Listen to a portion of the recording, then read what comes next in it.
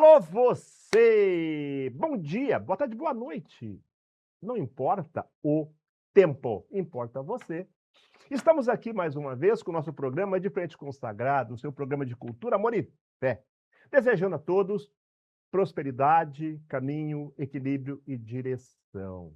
Que a sua vida possa ser conduzida pelos bons guias, pelos bons orixás, para que traga na sua vida aquilo que você mereça. Lembrando que nada vai te fazer mal, nada vai te derrubar se você tem a sua fé, você tem a confiança naquilo que você pratica. Então, Aldo da Iemanjá, Eric de Oxalá, o meu companheiro inseparável, de trazer para você o conhecimento, o esclarecimento da sua vida. Agradecemos imensamente a RS Play TV, que nos proporciona estarmos aqui levando essa mensagem de cultura. Lembrando, nosso programa não tem polêmica, nosso programa não quer bater de frente com ninguém contra dogmas, conceitos, fundamentos. A nossa ideia é trazer para os menos esclarecidos o conhecimento do que é a nossa cultura afro-gaúcha, o que é o Exu, o que é a pombagira, e assim assuntos de interesse da coletividade. Muito obrigado, meus amigos, muito obrigado, meus irmãos, por estarem com a gente. Fique na RS Play. Vem aí algumas novidades bem interessantes, perfeito? Ao longo do programa, iremos falar quais são essas novidades. Dito isto, que Iemanjá e Oxalá abençoe a sua vida e da sua família. Perfeito? Vamos lá então? Vamos começar? Eric, vamos começar, Eric? Axé, axé, sejam Axé, bem-vindos. bom dia, uma Bom boa dia. semana, meu babá, querido do meu Axé, coração. O Aldo te ama. também. Bom, o catimbó ou catimbó Jurema é uma das mais antigas tradições mágico-religiosas do Brasil. Originada no Nordeste, a partir da fusão entre os cultos indígenas, pagelança, catolicismo popular e influências africanas e europeias. Tem como foco principal a cura espiritual, o conselho e a caridade, tendo a árvore sagrada da Jurema como seu principal elemento sacramental. Elementos principais do catimbó. Jurema sagrada. A planta e a bebida sagrada extraída dela. O vinho da Jurema é usada em rituais para conectar os fiéis ao mundo espiritual e induzir estados de transe. Uso do tabaco. O cachimbo e a fumaça são fundamentais para a defumação, limpeza e invocação das entidades. Os mestres e encantados. O culto gira em torno de adoração de espíritos de antigos curadores, pajés, caboclos e mestres que se encantaram após a morte, como o famoso Zé Pilintra. Transe e cantigas. Através de toques, orações, cantorias tradicionais, os adeptos, chamados de catimbolzeiros ou juremeiros, recebem essas entidades para realizar passes e orientações. Historicamente, o catimbó sofreu forte perseguição, o que fez com que muitas práticas fossem adaptadas para ambientes fechados, como a jurema de mesa, e rotuladas de forma pejorativa, embora hoje seja amplamente reconhecido como uma rica expressão da ancestralidade brasileira. Júlio Augusto Souza, Júlio Augusto do Rompimato, paulistano, apaixonado pelo Brasil e por seu desenvolvimento espiritual, religioso e cultural, que busca estudar esse desenvolvimento também de forma acadêmica. É sociólogo, iniciado em IFA, estrejoneria e catimbó. Seu objetivo é praticar essas tradições e estudar como elas influenciaram o Brasil mágico que conhecemos hoje. Júlio Augusto de Souza, meu querido babá, bem-vindo ao De Frente para o Sagrado. É com muita honra que recebemos diretamente de São Paulo este amado irmão que logo vai estar aqui no Sul para conversar com a gente e estar aqui presente no nosso programa. Bem-vindo, Júlio, querido. Bom dia, Sua boa tarde, boa bênção. noite. Que eu bata lá, que eu orme lá e que a Jurema Sagrada abençoe sempre. Gente, muito obrigado pela oportunidade de estar aqui falando um pouquinho sobre essa prática que para mim é tão íntima e tão especial. Tá? Vai ser um prazer dividir com vocês tudo isso e contar um pouco da história do catimbó e poder falar um pouco de forma apaixonada essa prática que eu estudo, pratico, vivencio há alguns anos. Querido, me dê o teu histórico. Como começou no Ifá, como começou na Jurema? Uhum. Tá, comecei antes, na verdade, na Umbanda, tá? Eu venho de uma família que tem um seio religioso muito forte, uma religiosidade muito forte, mas não uma religião dogmática. Por exemplo, cresci numa família no interior de São Paulo que ela é muito unida, a toda hora tá sempre em festa, tá sempre... Estar em família é uma coisa muito sagrada para nós. Mas cada membro da família tem sua própria crença, então a gente não fala da religião, mas a gente estar junto é muito sagrado. Então eu cresço um pouco nesse ambiente onde que tudo para nós, a presença da avó, sonhei com a avó falou esse recado, fulano tá de cama, então vamos ir lá na casa de fulano, ficar lá com ele até ele ficar bem. E assim, essa foi minha família, tá? E quando eu começo na adolescência e começo a galgar uma busca por uma espiritualidade, o que me apresentam é coisas como kardecismo, umbanda, conectar com a espiritualidade é umbanda. E eu falo, ok, eu não tenho outro referencial a não ser este. Então eu aceito e fico alguns bons anos na umbanda, até que na umbanda eu conheço um assunto que já tinha o Zé Pelintra, já aparecia ali Maria Padilha, Rompimato, esses nomes, para mim não me fogem do convencional. Até que dado momento, uma pessoa fala: Meu, muita coisa da Umbanda veio do catimbó. Para mim, não existe. Não existia mundo espiritual se não for pelo contato através da Umbanda. Não existia. é, era, não tinha como ter um espírito que ajudava, que fazia coisas com a gente e que esse espírito não fosse um guia espiritual. Então, quando alguém me falava que existia uma prática espiritual chamada Catimbó Jurema, para mim era só um outro nome para Umbanda. Então, olha como eu colocava nível de superioridade a Umbanda por ser meu primeiro referencial. Então, eu fico durante muito tempo em um templo espiritual, cujo chefiado pelo caboclo Pantera Negra, e o meu sacerdote, o Abamário Filho, ele é um pesquisador, um antropólogo, alguém que busca entender também práticas espirituais de diversas formas. Um belo dia, eu jogo com ele, e já há muito tempo, já de Umbanda, mas eu sentia que as minhas práticas espirituais, não é que elas tinham chegado num esmo, mas eu sentia que eu tinha um vazio que eu não sabia explicar. Eu estava fazendo algo por protocolo. E aí eu converso com ele, a gente decide acessar o oráculo e ele analisa e ele pergunta para o oráculo, qual prática espiritual o Ori do Júlio vai se sentir mais confortável? E aí ele pergunta isso, várias práticas que ele conhecia, inúmeras. E aí ele, depois que muitas eu nem conhecia, aí uma hora ele conclui falando, olha, é estranho, mas assim, se você quiser continuar na Umbanda, você pode, porque você já sabe praticar Umbanda, mas assim, você vai se sentir em casa, você vai se sentir confortável se você for pro Ifá ou pro Catimbó. Aí eu falei, eu não conheço o Ifá, não faço a menor ideia nem do que seja.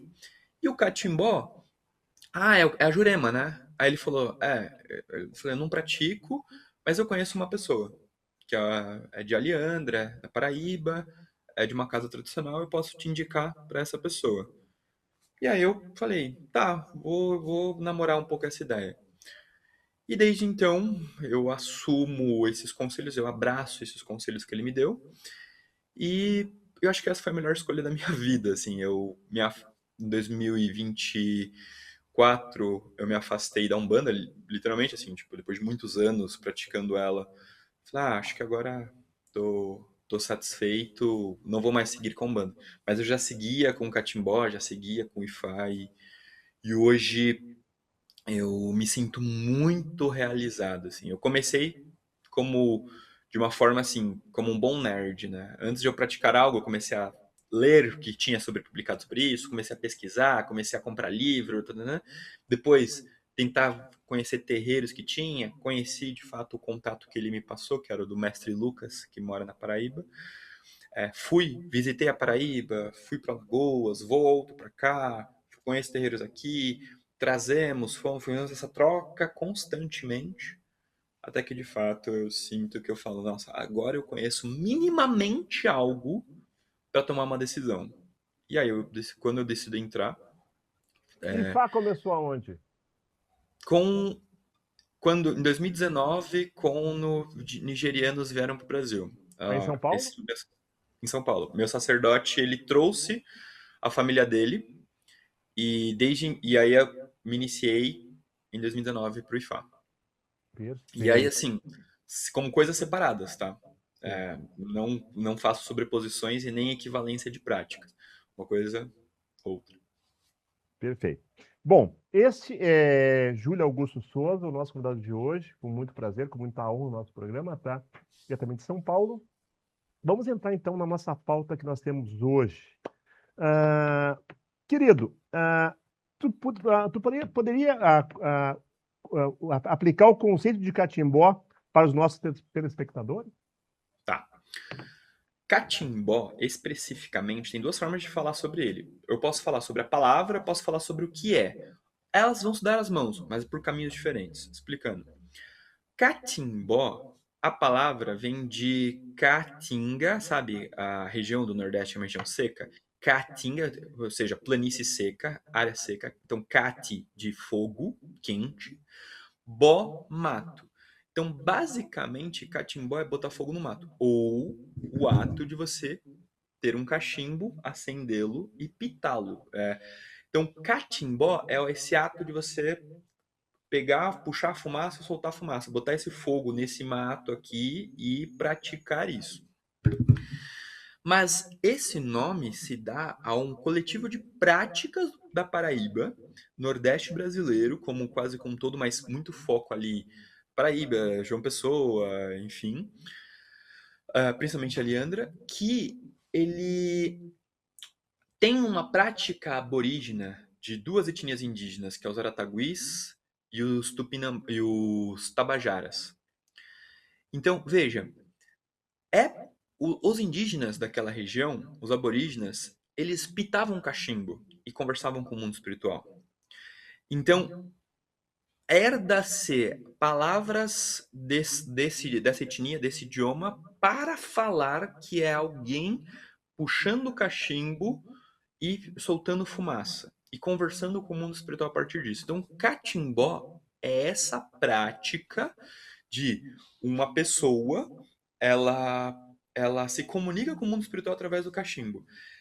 Aparece um amigo, aparece um antigo, aparece um ancestral e você cria um relacionamento com ele, mas sempre através do uso de fumaça, o uso do que sai da sua boca, falando, batendo palma e soltando fumaça.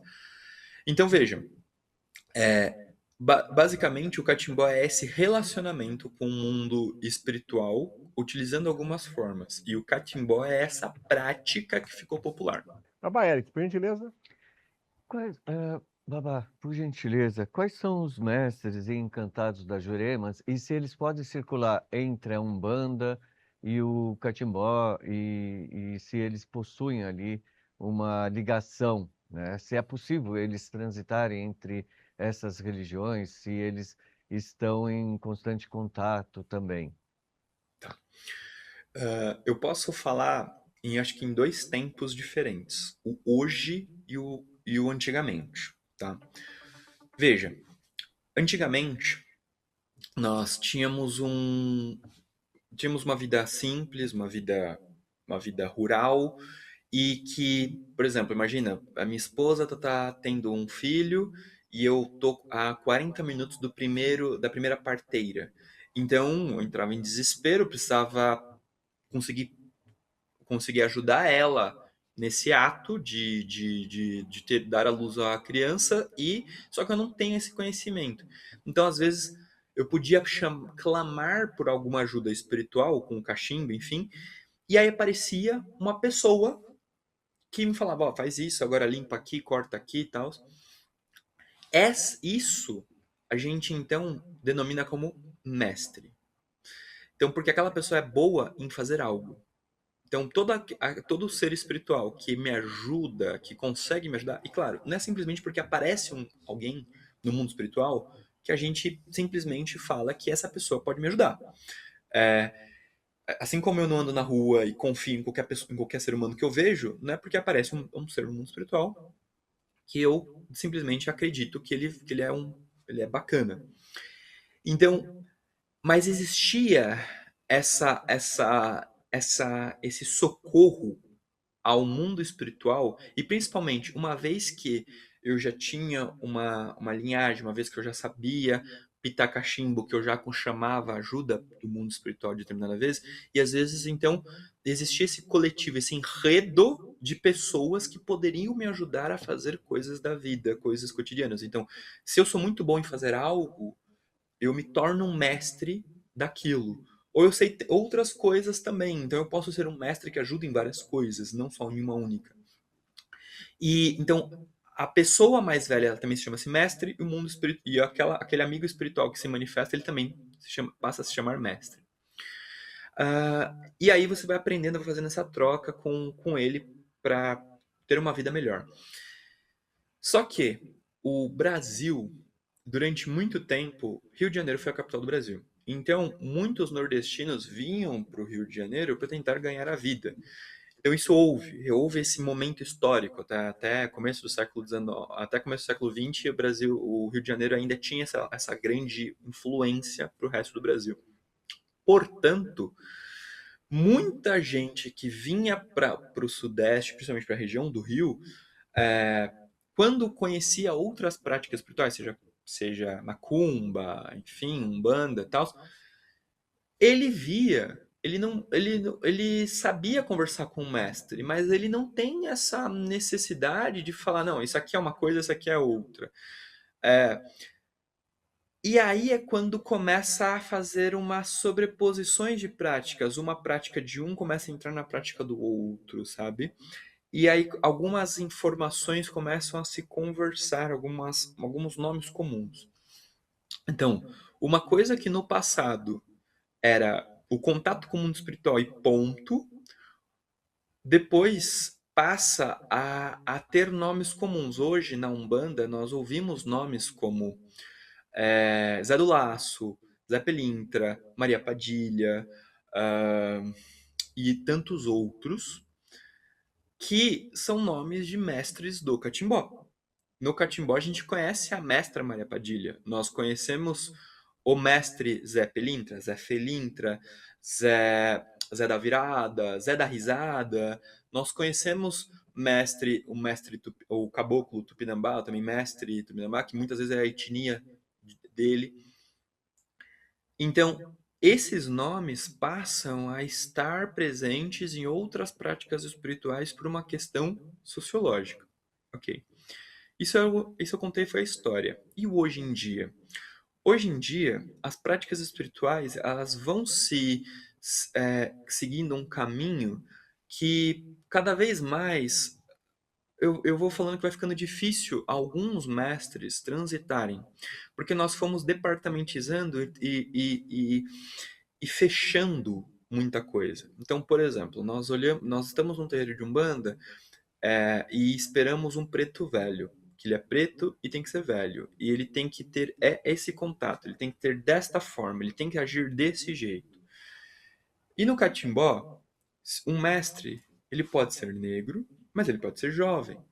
mas ele pode ser de pele mulata, ou ele pode ser branco, de olhos claros. Ele basta que ele seja bom em algo. E aí passa a haver essa restrição entre, não, se você incorporou, se você dá uma gargalhada, você tem que ser obrigatoriamente um Exu, e o Exu tem que ser desta forma, desse jeito, tá, tá, tá, tá, tá, tá. Então,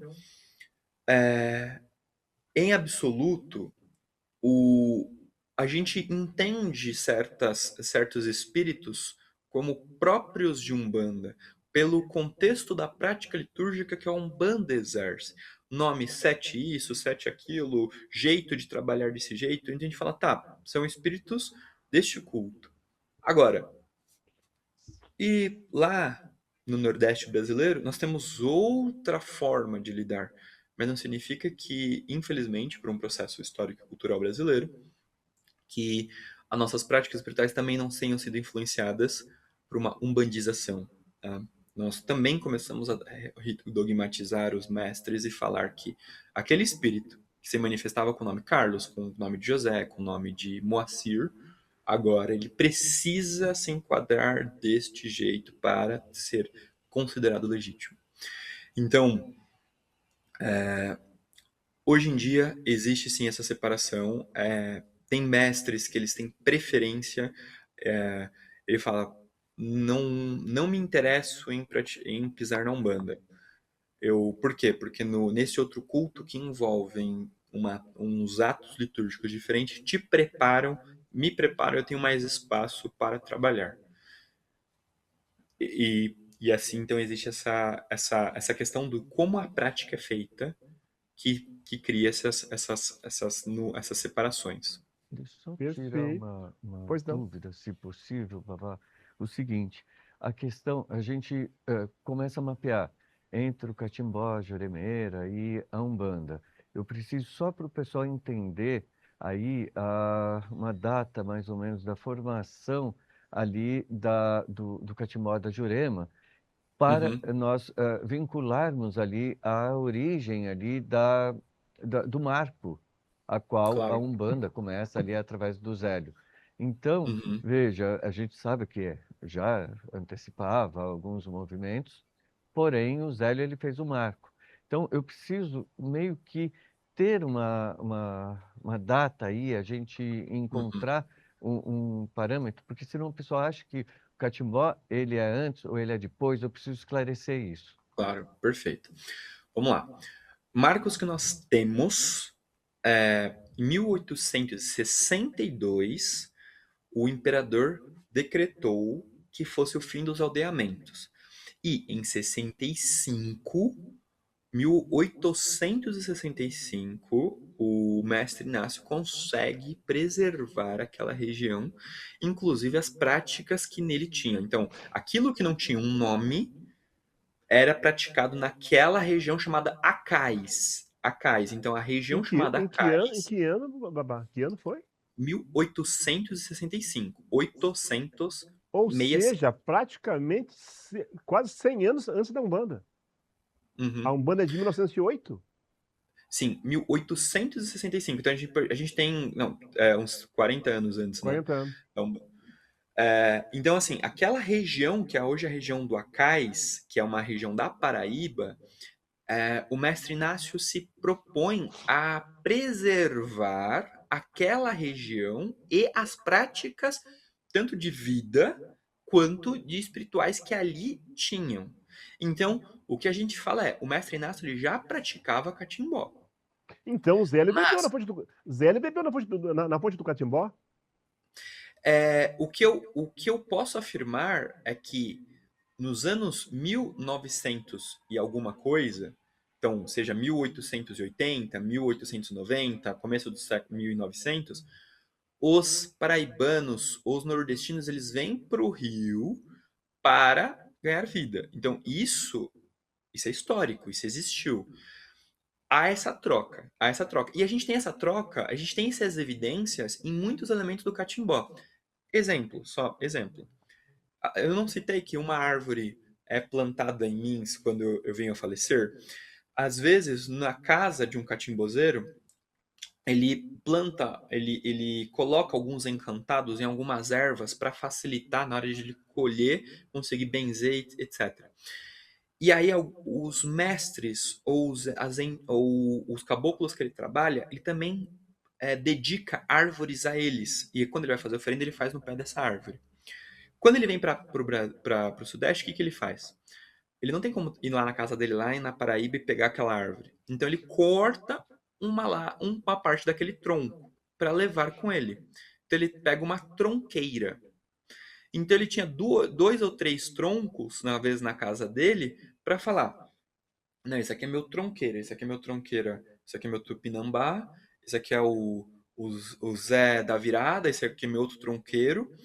E daí sempre que ele precisa, ele alimenta aquele tronco, ele tá sempre querendo a manutenção daquele tronco. O conceito de alguém que está numa tronqueira e te protege ou te ajuda espiritualmente é um conceito que foi para a Umbanda, mas associado a Exu Pombagira. Então veja, até hoje, lá em Alhandra, lá na Paraíba, você consegue ver, e não só na Paraíba, no Rio Grande do Norte, tal, então naquela região, você encontra o catimbó e encontra esses elementos por exemplo, eles não precisam fazer troncos. Eles falam, meu, não preciso fazer um tronco, já tenho a árvore na minha casa. Agora, se eu fosse viajar, se eu fosse me mudar, eu não tenho como levar minha árvore. Então, eu levo um tronco. Então, vamos passando a beber disso, sabe? Exemplo rápido também. Eu tenho um cachimbo, eu tenho a fumaça. Então, eu acendo ele e jogo a fumaça. Existe fumaça da direita e fumaça da esquerda. E a gente usa como termo didático para falar que aquele mestre, ele é um mestre que gosta de fumaça da direita. Aquele mestre é um mestre que gosta de fumaça de esquerda. Ele trabalha melhor na fumaça da esquerda. Quando eu solto a fumaça, eu estou falando, ó, leva essa fumaça para tal objetivo. Então é como se fosse um idioma. E aí, mestres de esquerda, mestres de direita, espíritos de esquerda, eu começo a perceber que são conceitos oriundos de uma outra prática espiritual que, por um processo, vêm para o Sudeste.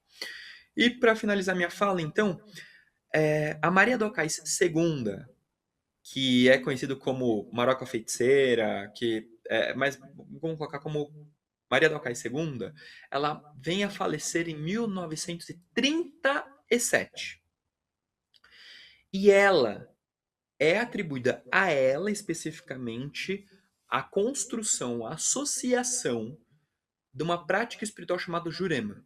Por quê? Porque você tinha um problema. Se você era pego fazendo uma coisa, então, tipo, por exemplo, eu tô só pitando cachimbo, eu tô só com chapéu e pitando cachimbo. Eu não sou um catimbozeiro, eu só sou um cara comum.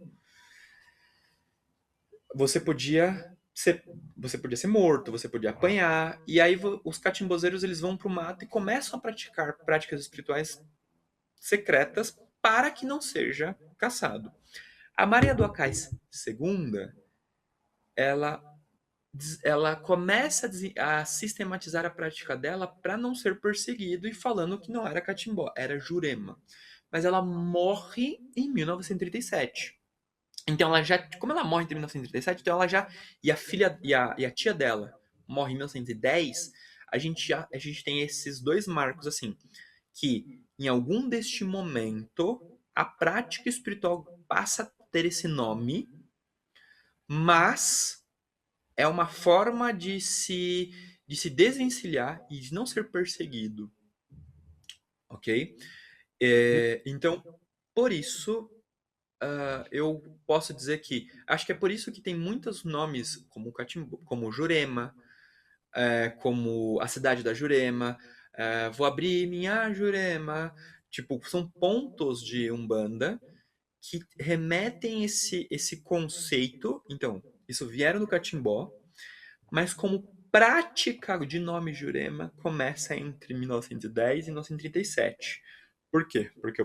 Porque era uma pessoa que ela não ela tinha que sobreviver. Entende? Sim. Perfeito. Aqui na cultura afro-gaúcha, né, nós temos um processo de iniciação dentro para a religião. No Uhum. catimbó, existe iniciar um adepto? Quanto tempo a iniciação e quais os processos que passa o iniciado? Tá, perfeito. O catimbó ou a Jurema, ela tem uma ótica bastante os mesmos processos que o catolicismo possui, tá? Então, a pessoa ela só precisa só precisa tomar uma bênção, ela só precisa de uma ajuda, de um auxílio, de um recurso espiritual, beleza? Ela não precisa se tornar membro disso. Agora, a partir do momento que eu começo a ter contatos com o mundo espiritual, ou a partir do momento que eu quero ter contato com o mundo espiritual de uma forma ativa, então eu recorro até um mestre e peço para ele me batizar. Por quê? Porque é o mesmo pensamento que o catolicismo hegemônico tem, de você agora, a partir daquele momento, você tem uma marca, uma chancela e a espiritualidade. Então, a sua vida antes daquilo acabou, agora, a partir do momento, você vai começar uma nova vida. E essa parte, essa vida, ela tem um respaldo espiritual. Desse tronco, nós estamos olhando por você. Os santos e os anjos também estarão olhando por você. E os mestres. Então, veja. Então, o primeiro ato é o batismo para quem quer galgar uma vida dentro do catimbó e beber desta fonte. E o ato do catimbó, né, o batismo, ele envolve tomar também um vinho, mas de uma forma bem simples para poder falar que a partir daquele momento seu corpo bebe daquele cálice sagrado, bebe daquele vinho, comunga daquele um único espírito. E aí, o ato em si do batismo, ele é feito em uma tarde. Ele é rápido, ele é lavar a cabeça e fazer algumas coisas. Então, tipo, ele não demanda muitos processos, tá? Há quem torne ele complexo por qualquer interesse que seja. Não cabe a mim fazer esse mérito, mas sabendo que os passos foram executados, ele pode ser feito em uma tarde ou em um dia inteiro a, a gosto do catimbozeiro. Aí, depois disso, temos o segundo ato, que com o passar do tempo, com o passar da vivência no catimbó, e aí veja, o catimbó ele é considerado muito como uma conversa, né, um aprendizado vertical. Então, por exemplo, eu sou um catimbozeiro. A partir do momento que eu batizei alguém, eu sou o padrinho dessa pessoa. E o meu mestre espiritual, ele também é o padrinho dessa pessoa.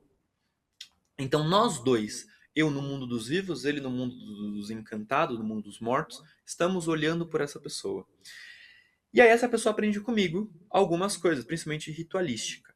Mas a partir do momento que um mestre ou uma mestra se apresenta para essa pessoa, aí a gente passa a dizer que o aprendizado agora ele é vertical. Esse mestre vai contar para essa pessoa como é que ele gosta de fazer as coisas.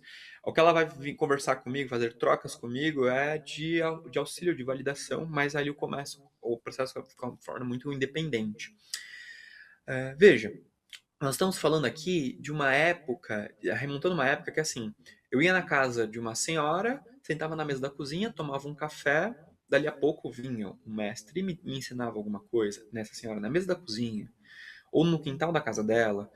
Então, e o jeito que essa senhora sabe fazer concorda e entra em comum acordo com outra pessoa sabe fazer. Mas tem formas que eles fazem de formas diferentes. Então, existe uma particularidade que a gente chama de a ciência daquele mestre. Bom, depois disso, como eu disse, tem a consagração. A consagração, não sei se você já ouviu, mas dentro dos seios católicos tem muito uma visão assim, eu sou consagrado para o anjo tal, eu sou consagrado para o santo tal. Significa que você faz um ato de restrição e você vai até um padre, né, daquele santo, e você se faz juramentos perante aquele santo. E a partir daquele momento, aquele santo, aquela divindade, dentro da ótica católica, passa a nortear sua vida. Eu conheço pessoas que assinavam o próprio nome com o nome do santo. Então, por exemplo, a título de curiosidade, por exemplo, a minha avó de sangue, ela O nome dela é Cira Martins, e ela, por ser consagrada à Nossa Senhora da Conceição, em algum momento da vida dela, ela assinava como Cira da Conceição. É como se todos os passos da vida dela fossem em nome de Nossa Senhora da Conceição. Bom, isso existe no catimbó com o mesmo princípio. Em algum momento você será consagrado. Mas para quem que você é consagrado? Bom, você não é consagrado para um santo católico. Você não é consagrado para um anjo. Tal qual nas feituras de Umbanda, enfim, e de outros, que a gente olha pro... eu tenho um caboclo, eu tenho um preto velho, eu tenho isso. Mas aí meu orixá de cabeça é um orixá, e aí você fala que o seu nome é fulano de tal, e o nome do orixá. No catimbó a gente entende que em pé de igualdade do orixá na ótica umbandista e sudestina, nós temos os caboclos. Porque é ele que sabe andar na mata, é ele que é o sangue dessa terra, é ele o aborígena que sabe como praticar e como pisar no mundo dos vivos e no mundo dos mortos e sabe como ativar chaves. Então, a partir daquele momento, você assina, a sua alma e os seus feitos são assinados pelo nome de um aborígena. E aí, por isso nós falamos, a consagração é em nome de um caboclo. O caboclo, o indígena, aquele ancestral, ele vai assinar a sua vida espiritual. A partir daquele momento, você vai se reservar, vai fazer algumas coisas, você vai ser consagrado àquele caboclo, e dali em diante, você tem como seu orixá de cabeça aquele caboclo. Aquele caboclo Me é diz o uma seu coisa, norte. então não existe o termo pai de santo. O mestre, o mestre ou sacerdote do juremeiro, ele é padrinho. Ele é chamado como padrinho do iniciado. Sim. Eu tenho meu padrinho, que é o mestre Lucas. Então, mestre como cargo, padrinho por ser meu. Sabe? Meu padrinho, minha madrinha Nina. Tá, Então, Eric. porque eles. Pode continuar, desculpa. E aí eles têm meu padrinho e minha madrinha. E temos o mestre dele, que também é um ser do mundo espiritual, ele também é meu padrinho no mundo espiritual. E aí eu tenho o meu mestre, aquele que se apresenta, aquele que me norteia. E eu sou consagrado para o caboclo rompimato, no qual é ele que, que abre as portas, e as pessoas e os outros espíritos conversam com ele para agir em minha vida. Então, espero que tenha ficado claro e ter conseguido Temos em explicar. comum, então, um caboclo. Meu caboclo também é rompe-mato, não banda. Que maravilha! É, Adoro conhecer outros filhos de temos em rompimato. comum o mesmo caboclo. Querido Eric, por gentileza, contigo agora. Só tem uma única pergunta antes da gente ir para o final. Seguinte, qual é a ligação? Existe o EGÉ, ele está presente ou eles acabam entrando as magias não envolvem tanto o EGÉ? Isso é uma curiosidade que o pessoal, principalmente hoje, a sociedade moderna, ela usa muito o EGÉ, né? E a gente tem essa curiosidade. Tá bom. O sangue, especificamente, ele é uma coisa que... veja, vamos remontar um pouco alguns anos atrás, onde eu tinha galinhas e galos e carneiros e cabras no meu quintal. Quando eu ia cozinhar, eu ia fazer seja uma buchada de bode, ou seja, eu ia fazer uma carne, enfim, eu destroncava, cortava, e aquele sangue era escorrido para a terra. Então, veja, era para fins alimentares, na minha residência, onde que era a mesma residência onde que era protegido pelos meus mestres e minhas mestras, e que eu incorporava o mestre e mestra na sala da minha cozinha. E também, no mesmo princípio, né, no mesmo princípio, eu podia escorrer o sangue na árvore que já tinha no meu quintal. Então, quando existem alguns catimbozeiros que eles falam, antigamente não se tinha. Tudo era feito na base da oração e das ervas. o sangue era na hora de comer, de nós comermos, e aí na hora de envasar o sangue fazíamos no quintal, no pé da árvore, sim. Então podemos entender que o encantado se alimentava dali também, mas não era um ato ritualístico, tá? Recentemente, de fato, hoje, para encantar, para fazer um tronco, usa-se frangos e galos, usa-se alguns elementos. E aí o princípio é, da mesma forma que nós fazemos um espírito, nós assentamos um espírito, e aí já está falando de uma troca, de uma coisa que, assim, hoje também é popular no catimbó, mas principalmente não na hora de você fazer qualquer trabalho. Muitos trabalhos são feitos única e exclusivamente com oração, com cachimbo, com a certeza que o mestre, que o espírito dá, ele fala assim, ó, me dá 2 noites, me dá 5 luas, me dá um tempo que eu vou resolver esse seu problema. E o que eu vou precisar fazer? Não precisa fazer nada. Ou algum fala assim, ó, quando terminar, depois que acontecer, que der certo, eu vou pedir que você, sim, como já aconteceu, doe uns 2, 3 frangos para uma instituição de caridade. Já aconteceu isso. Também já falou assim, ó, eu vou precisar de um frango, mas aí a gente vai ter que cozinhar depois e fazer uma galinhada e comer. Então veja, existe isso, mas não é porque é como se fosse a única coisa para fazer. Só vai dar certo se eu cortar um frango, só vai dar certo se eu colocar o edé. Não. Entendi. Não. Então, o cachimbo é um elemento sagrado indispensável para o jeremeiro. Totalmente. Inclusive, a gente fala, né, que é a primeira chave que você tem no mundo espiritual. Por exemplo, eu tenho uma coleção de cachimbos, eu tenho alguns, tá? Eu tenho cachimbos que são assim, mais artístico, eu tenho esses que são mais comuns do dia a dia. Eu sempre tô com cachimbo, assim, sempre. Tô em qualquer lugar, eu tô com cachimbo na bolsa, paro. Alguns são consagrados e eu só uso de forma litúrgica. Outros eu uso pro dia a dia. Mas o que eu tô pitando aqui dentro são ervas que eu colho, rezo, Babá, faço uma e o forma. teu cachimbo é da direita ou da esquerda? Esses dois aqui eu uso para direita. Tá bom, então. Esses Babá dois Eric. cachimbos eu uso para encantar. Babá Eric, por favor.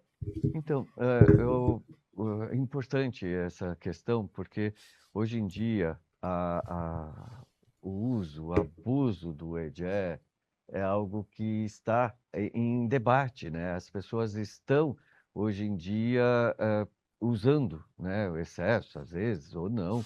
Então, isso vem fazendo com que a sociedade venha a discutir. Nós simplesmente estamos aqui para trazer a informação, buscar as informações, e é importante a gente ver que a tradição antiga, né, ela está ali trabalhando e não é com base no EGE, mas sim em tudo aquilo que faz a magia como um todo para o espiritual e não com base presa no EGE, né? Perfeito. Uhum.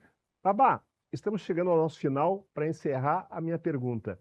Ah, existe dentro do catimbó alguma relação de 7 linhas? E se existe ou não? E se existe alguma relação diretamente com a Umbanda? Uhum. Tá. Ótima pergunta. Essa é a pergunta de $1 milhão, no qual eu acho que talvez eu seja cancelado, viu? Brincadeira. Piadas à parte, não existe 7 linhas. Não existe 7 linhas. O que acontece no catimbó é o seguinte: o conceito de 7 linhas ele é um conceito próprio da Umbanda, né? Ponto. Porque fala assim, né? A linha de Exu, depois a linha de Preto Velho, a linha de Caboclo, a linha disso, a linha daquilo, a linha das crianças. No catimbó, é mestre e mestra. E caboclo e cabocla. Existe, então, o mestre, por exemplo, eu trabalho com um espírito, um dos, né? Mestre que eu gosto muito, que é um mestre João Preto. Ele fala, tá? Eu sou João Preto. E só isso. Porque ele era conhecido assim em vida.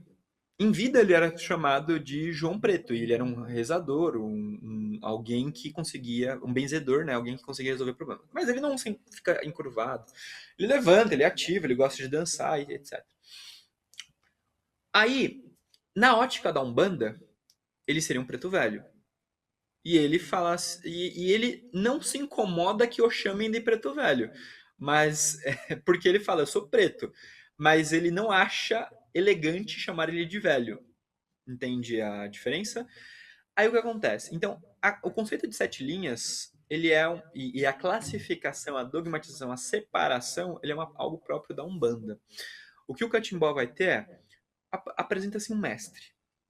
Esse mestre, ele tem características, tem particularidades, ele tem conceitos, ele tem visões de mundo, ele tem opiniões próprias e ele tá ali para fazer trabalho, ele tá ali para ajudar, ele tá aí para ensinar, ele tá aí para ensinar a ciência e a maestria dele. Ponto.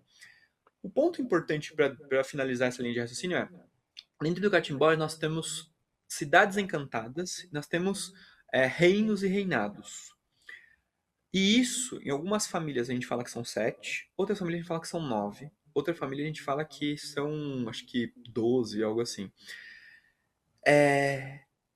E aí, dentro, por exemplo, dentro da cidade do Juremá, dá um exemplo, muitos mestres frequentam. Então, o mestre, ele pode falar, eu venho, ou eu frequento melhor a cidade tal. E também frequento a cidade tal. 2, 3, 5 cidades, enfim.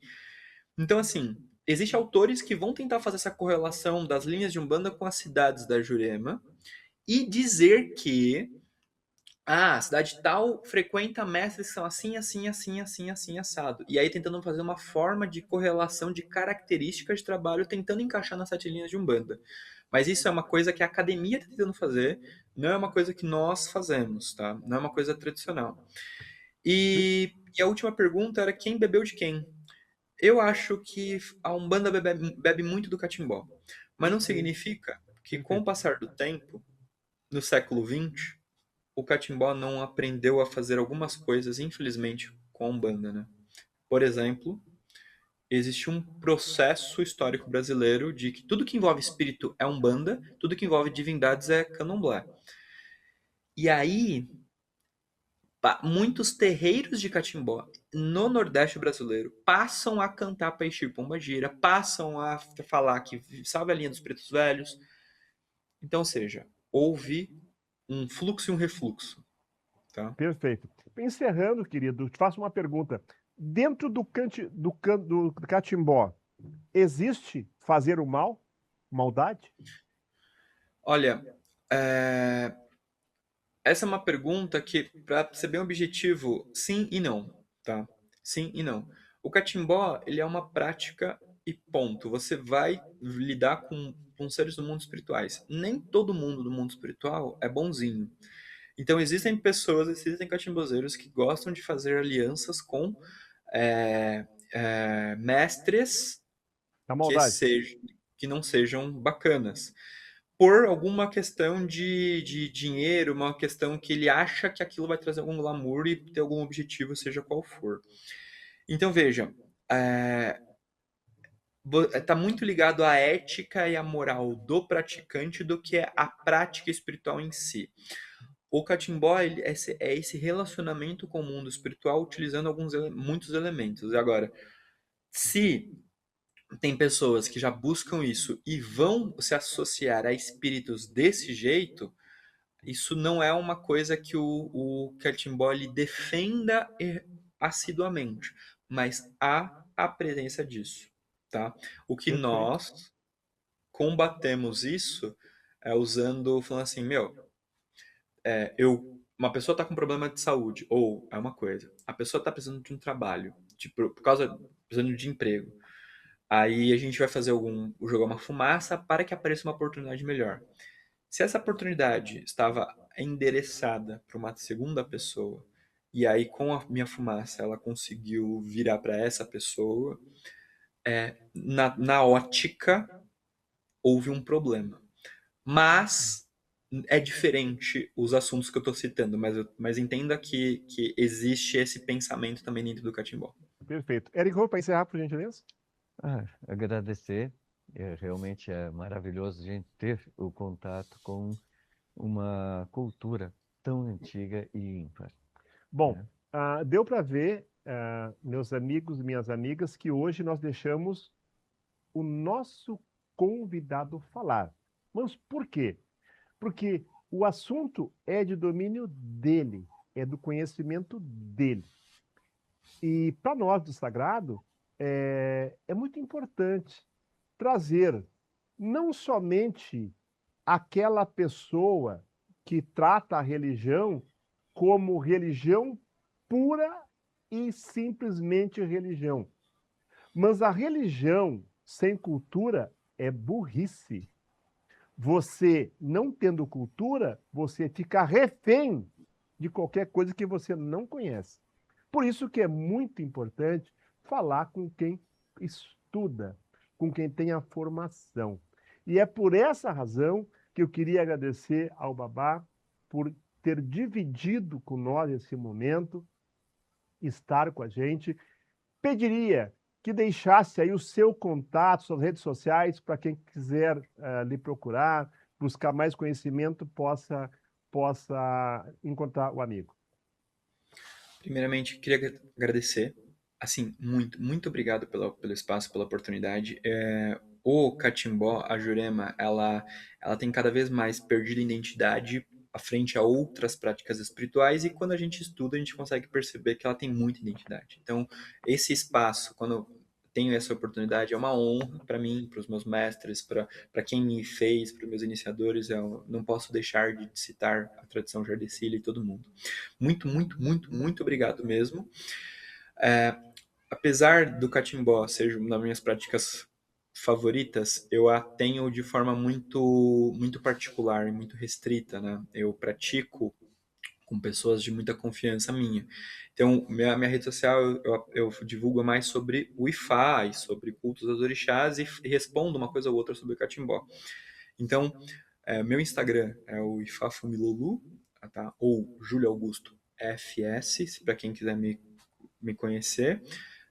É um Instagram meu particular, e o outro é o de que eu falo sobre orixá e cultura tradicional iorubá.